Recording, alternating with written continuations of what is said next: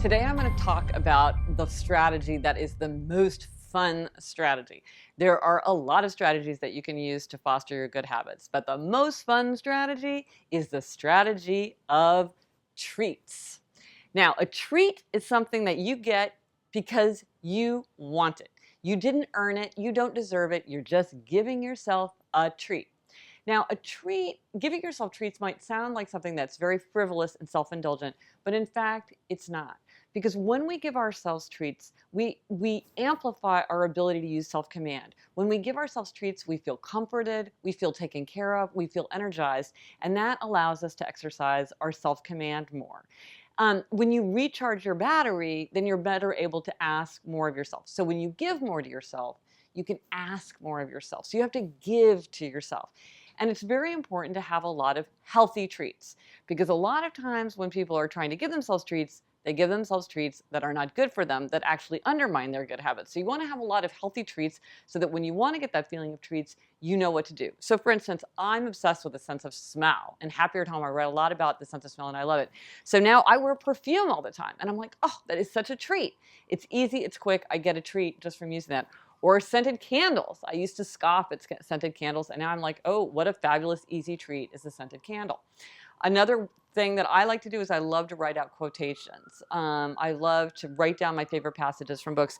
Now I do it on the computer because I have so many and my handwriting is so bad, but for years I kept them in these little books. And it's a treat for me to write down a quotation. And people think of all different kinds of things. A friend of mine, like after she gets her kids off to school before she goes to work, she gets back into bed for 20 minutes. And that is like a wonderful daily treat for her. I was talking to a guy who insisted that he never gave himself any treats. But when I talked to him, it turns out that once a week he buys himself a lot of new music on iTunes. And that was his treat. And it's important to think of it as a treat, because it feels more like a treat if you say to yourself, oh my goodness, I'm going to give myself a treat. I'm going to go to the library. I'm going to give myself a treat and light a scented candle. Don't take it for granted. Really let it emerge as a treat in your mind. And a lot of times people's treats don't look like treats. Several people have told me that they love to iron, and that weirdly ironing is a kind of treat for them, which is surprising. When I'm in a certain kind of mood, clearing clutter feels like a treat. So really press yourself to think of, well, what are your individual treats? However, there are three kinds of treats that are very dangerous. These are treats that tend to kind of get out of control. It's absolutely true that for certain people in certain situations, they make great treats, but you have to exercise caution with these treats because they do tend to get out of our control. The first is food.